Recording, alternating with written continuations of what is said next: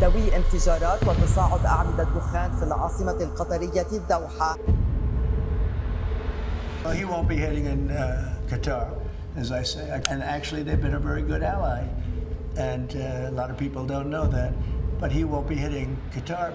There is a qualitative change in what Israel did by attacking an ally of the United States. And I don't believe, in fact, I'm confident that that has not happened by one ally of the United States against some party in another ally of the United States' territory since World War II. Not that I can, but I don't think that it has actually happened. So that is significant because it was just a proof that Israel has free reign. No one can stop it except for the U.S., and the U.S. Won't. Position of the United States that it wasn't informed, I think, is probably true. And then to say, oh, we are not happy, protects the United States a little, but there have been no consequences on Israel. And we just heard that Netanyahu told Secretary of State Rubio that he won't guarantee, Netanyahu, will not guarantee that Israel will not do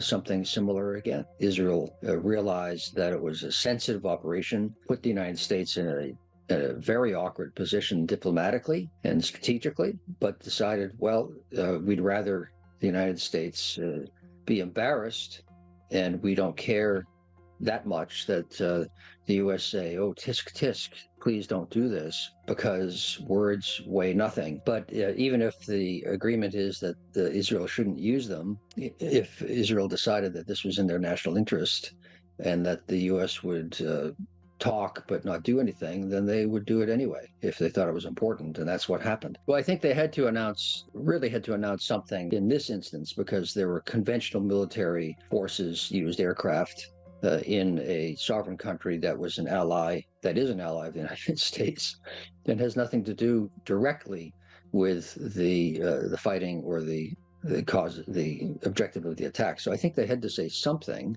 And these intelligence service senior leaders and down to much more junior officers have essentially been saying, this is crazy what we, Israel, are doing. We cannot achieve what we wish to achieve doing what we are doing. And we're making our situation worse, ultimately. And they've been overruled. So it's a shocking step, a courageous one, that the Israeli intelligence service said, no, we won't be part of this. No. One can argue a nation, not argue, I mean, it is accepted that a nation may act militarily in its self-defense to protect itself. But the counter-argument, which should